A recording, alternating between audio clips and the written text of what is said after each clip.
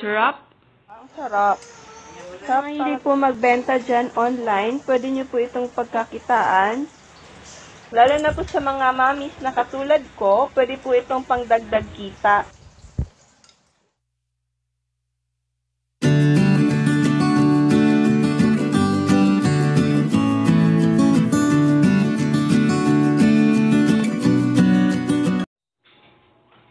So, ito po yung mga ingredients ng aking sweet longganisa. Meron po akong 1/4 kilo pork giniling.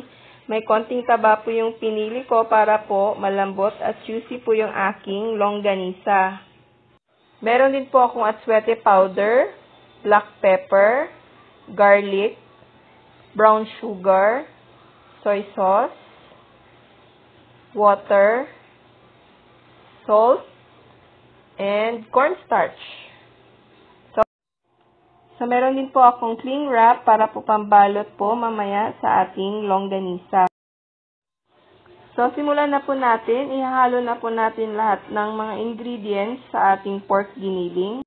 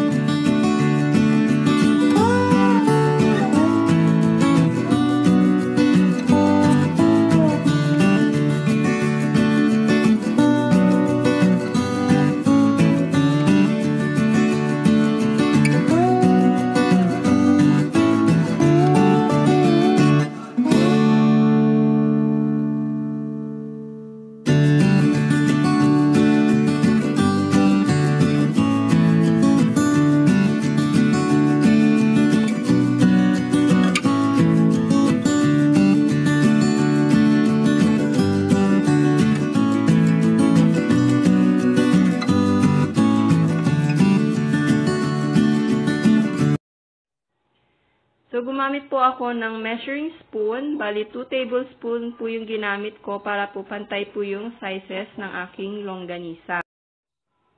Pwede din po kayong gumamit ng timbangan kung gusto nyo pong inegosyo itong longganisa.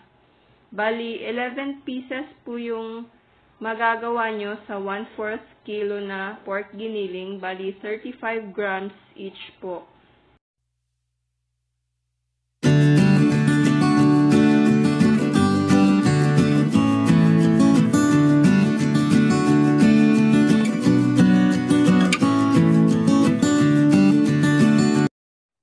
So, ayan, i-wrap ko na po siya. Then, continue doing so until you're done.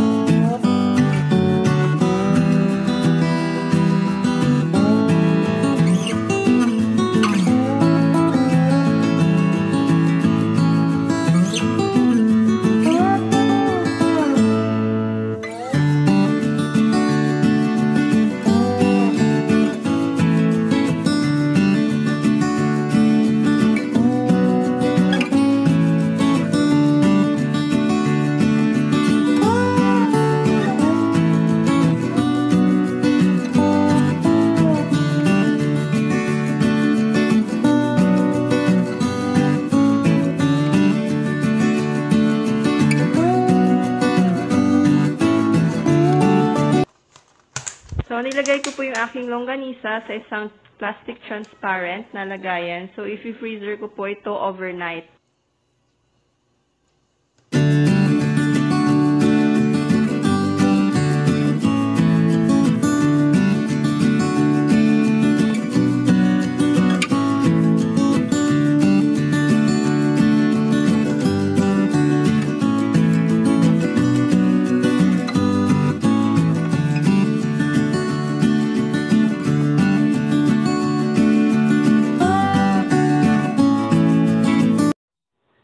So, frozen na po yung ating longganisa.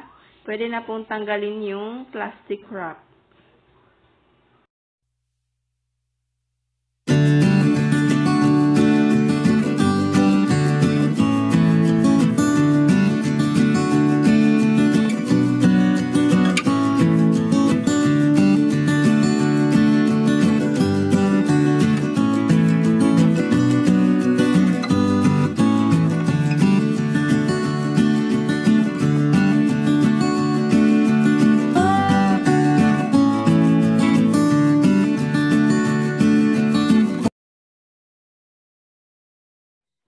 So guys, ready na po itong lutuin. So guys, luto na po yung aking homemade longganisa. Titikman ko na po. And kita nyo naman po, ang lambot niya. Kain tayo guys.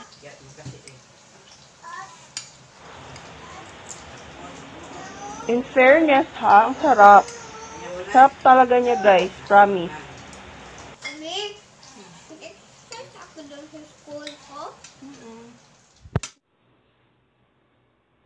Sarap. Sakto lang po yung tamis niya, tsaka lasang-lasa po yung paminta, tsaka yung bawang. Kung ayaw nyo naman po ng bawang, pwede nyo din naman pong bawasan. At tsaka kung ayaw nyo din po ng matamis, pwede nyo rin pong bawasan yung asukal.